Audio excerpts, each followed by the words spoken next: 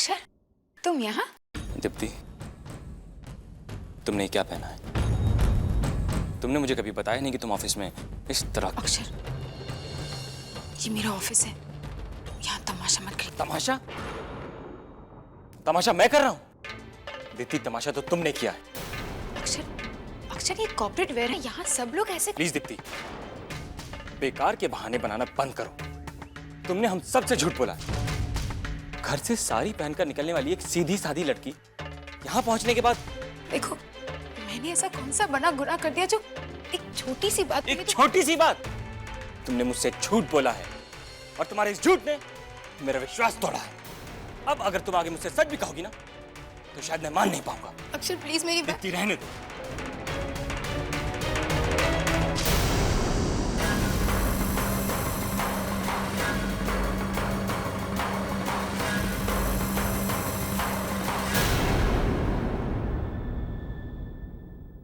यार आकृति, हो क्या गया है तुझे? तू हमारे बीच होते हुए भी हमारे साथ नहीं है। कल भी तू हमारे साथ पब आई, आधा पौना घंटा रुकी और फिर चली गई। तुझे पता है हम लोगों ने कितना मजा किया? मुझे तुम लोगों के साथ आने का ही पछतावा हो रहा है। कल का वो आधा पौना घंटा मेरे लिए इतना महंगा साबित हुआ है कि। क्यों, क्या हुआ? मुझे आधा घंटा क्या देर हो गई। घर पे इतनी बड़ी महाभारत छिड़ गई।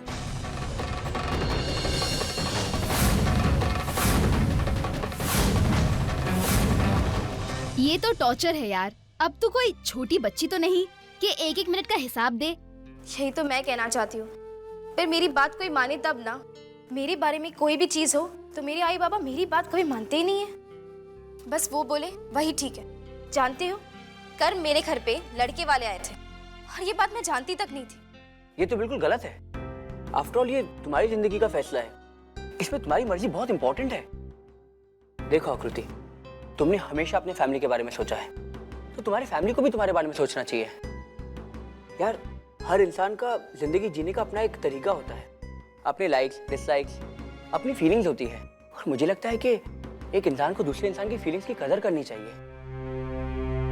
10-15 सालों तक माँ बाप का इंटरफेरेंस ठीक लगता है, पर उसके बाद वी नीड अ फ्रीडम। हमें अपनी आजादी मिलनी चाहिए यार। और मुझे तो लगता है कि तुम्हें भी अपनी फैमिली से बात करनी चाहिए। थैंक्स यार। काश मेरे घर वाले भी तुम्हारी तरह अंडरस्टैंडिंग होते।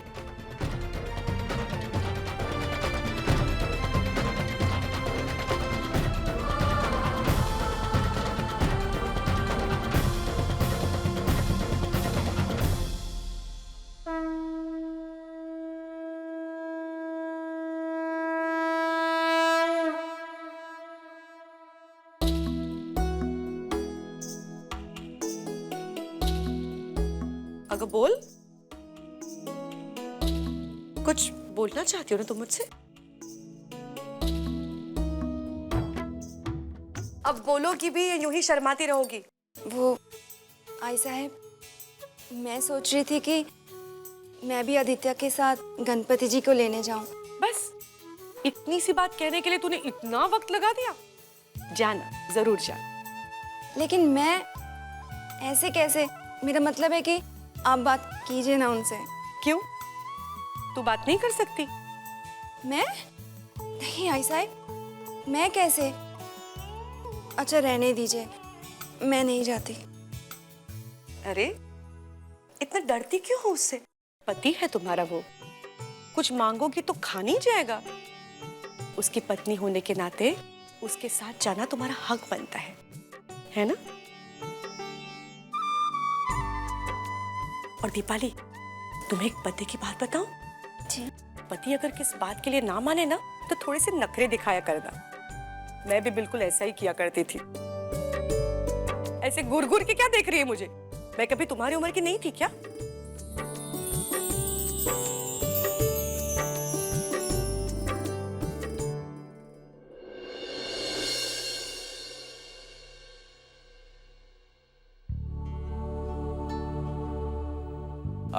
दीप्ति, मेरी एक पर्सनल एक छोटी सी ऑब्जर्वेशन है। क्या होता है कि उदासी जो है ना, लड़कियों की खूबसूरती को बहुत कम कर देती है। देखो अपने चेहरे की तरफ, क्या हाल बना के रख दिया उदासी ने। के वो एक्चुअली मैं कुछ मत बोलो। देखो मैं सब जानता हूँ, सब समझता भी हूँ। तुम कहीं गलत नहीं हो, लेकिन हाँ अगर देखा जाए तो कहीं ना कहीं तुम्हारे परिवार वाले भी शायद गलत नहीं है। मतलब देखो तुम अपने करियर को पाने के लिए जिस रफ्तार से दौड़ रही हो, शायद वो रफ्तार तुम्हारे परिवार वाले समझ नहीं पा रहे हैं। और प्रॉब्लम वही है, एक छोटी सी प्रॉब्लम अब इतनी बड़ी बन गई है। लेकिन के इसका सोल्यूशन भी तो सोल्यूशन देखो, सोल्यूशन बहुत सिंपल है। अपने अपने परिवार वालों को समझने की कोशिश करो, और तुम अपनी रफ्तार को अगर थोड़ा सा धीमा कर दो तो जो मंजिल तुम पाना चाहती हो वो आज नहीं तो कल मिल जाएगी तुम्हें। लेकिन कम से कम अपने परिवार को खोने का डर, अपने प्यार को खोने का डर तुम्हारे दिलो दिमाग से निकल जाएगा। अच्छा तुम्हें एक बात बताता हूँ, अपने पर्सनल एक्सपीरियंस से बताता हूँ। जब एक परिवार टूटता है ना, उसका जो गम है, सालों साल गुजर जाते हैं लेकिन उसके जख्म जो हैं कभी भरते नहीं हैं। I hope you understanding what I am saying. हाँ ग्रेट। अरे चलो जल्दी करो, घर भी तो जाना होता है। इससे पहले ये हॉट कॉफी कोल्ड कॉफी में बदल जाए, प्लीज फिनिश इट। हाँ हाँ बाबा, मैं कॉफी शॉप में पहुंच गई हूँ।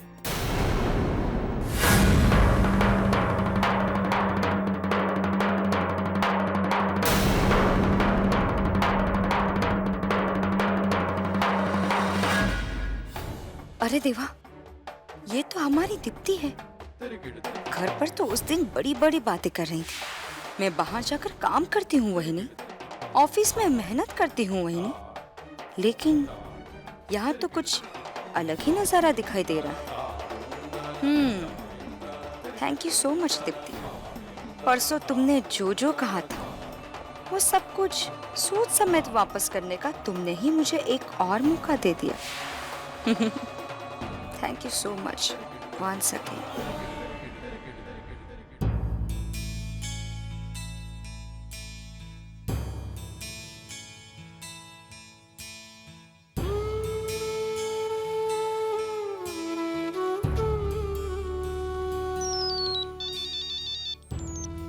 हेलो जी मैं दीपाली बोल रही हूँ।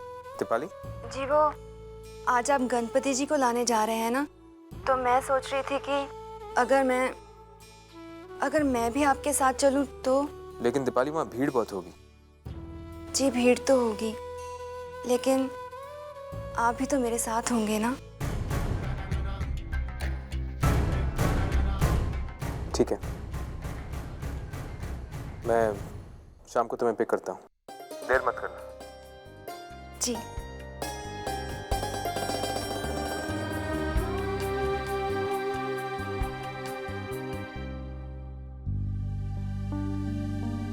कहाँ रख दिया दुपट्टा मैंने? देखो यार अरे तुम दोनों ने ये क्या पहना हुआ है? हम लोग किसी पार्टी में थोड़ी ना जा रहे, गणपति पापा को घर लाने जा रहे ना। जाओ जाकर कोई ट्रेडिशनल कपड़े पहनो। लेकिन मम्मा। नो लेकिन वेकिन, मैंने कहा ना, जाके दाइमा से कहो वो तुम्हारी सलवार सूट और तुम्हारे लिए कुर्ता निकाल कर देगी। जाओ जाके चेंज करके आओ। वाओ, कितना ब्यूटीफुल ड्रेस है। मम्मा वो निकाल के दो ना। नहीं, उसके बाजू वाली। हाँ ये। बेटा ये निकाल के दो ना। दो।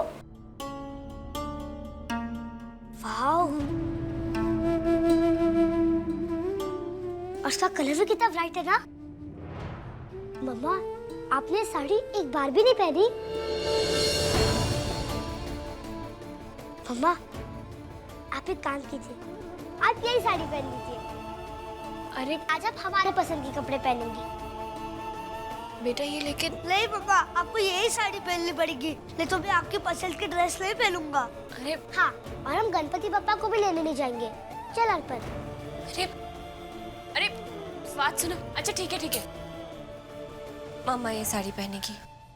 यस, चलो।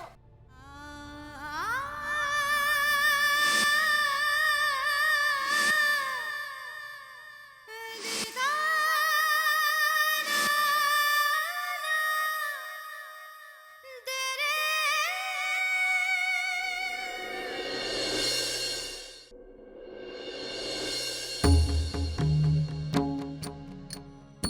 अरे भाऊजी, आप इतने जल्दी आ गए? बहनी मैं तो रोज ही इसी समय पर आता। अच्छा, आप दोनों कॉफी शॉप में बैठे थे। मैं कॉफी शॉप? भाऊजी प्लीज, मैं उसी साइड से जा रही थी, आप दोनों को कॉफी शॉप में बैठे देखा, बहुत अच्छा लगा।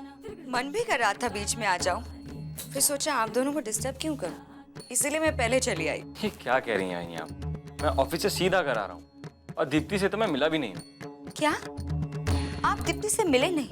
नहीं। और आप दीप्ति के साथ भी नहीं थे? नहीं बहनी। तो फिर दीप्ति के साथ कौन था भाऊजी?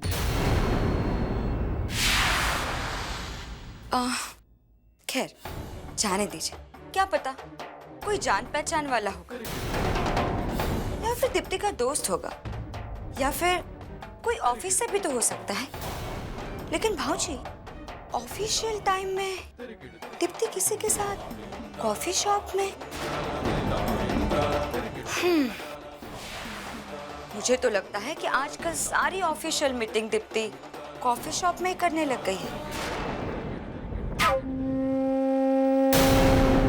अच्छा, आप थक कर आए और दीप्ति भी नहीं है, आप फ्रेश हो जाइए, मैं आपके लिए चाय बना कर लाती हूँ। जी।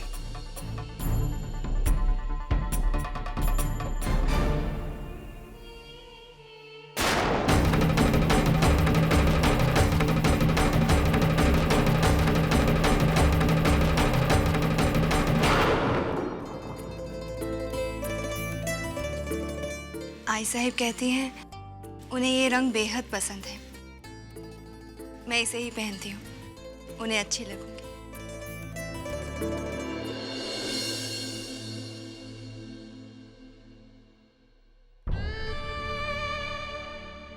जाने कैसी रचना है ये बाबा की। अचानक इतने सालों बाद सब कुछ फिर पहले जैसा ही नजर आ रहा है। उस दिन आदित्य का हमारे घर में आ जाना और केके से मिलना, और फिर आज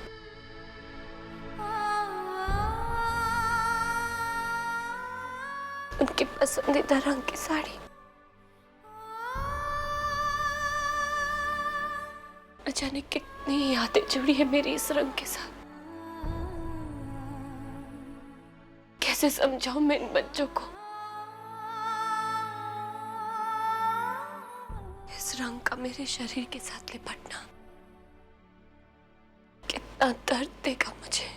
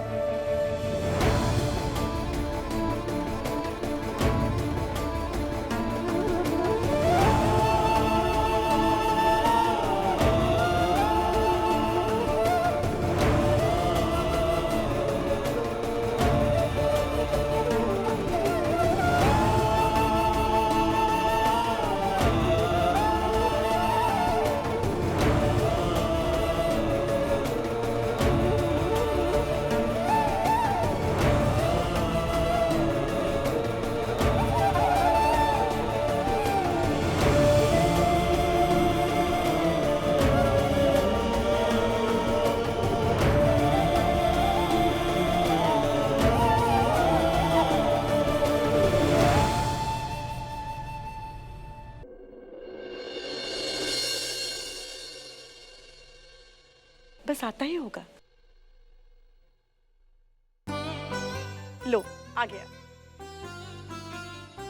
चलो दीपाली, चलते हैं। सुनो आदित्य, इस साल वही गणपति जी की मूर्ति घर में आएगी जिसे मेरी बहू पसंद करेगी। ठीक है, चलो। जाओ।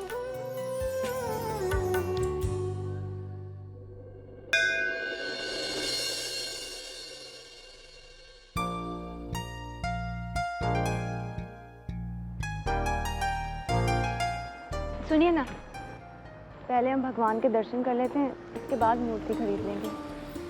दीपाली लेकिन कहते हैं कि कोई भी शुभ कार्य करने से पहले भगवान के दर्शन करने से सब कुछ अच्छा होता है।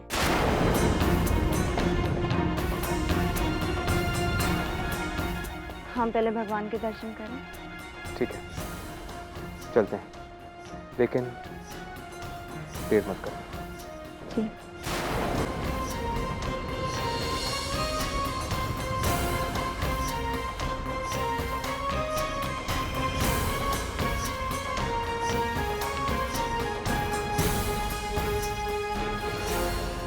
अब के प्लीज अब मुझे मंदिर के अंदर आने के लिए मत कहना। मम्मा चलो ना, पहले मूर्तियाँ सिलेक्ट करते हैं। अच्छा बाबा ठीक है, आप एक काम कीजिए, आप इन दोनों को लेकर जाइए, मूर्तियाँ चूज कीजिए, मैं जल्दी से दर्शन करके आती हूँ। तुम नहीं सुधरोगी ना? आपके साथ रहकर सुधरना भूल ही गई हूँ। Okay, let's go kids, come on.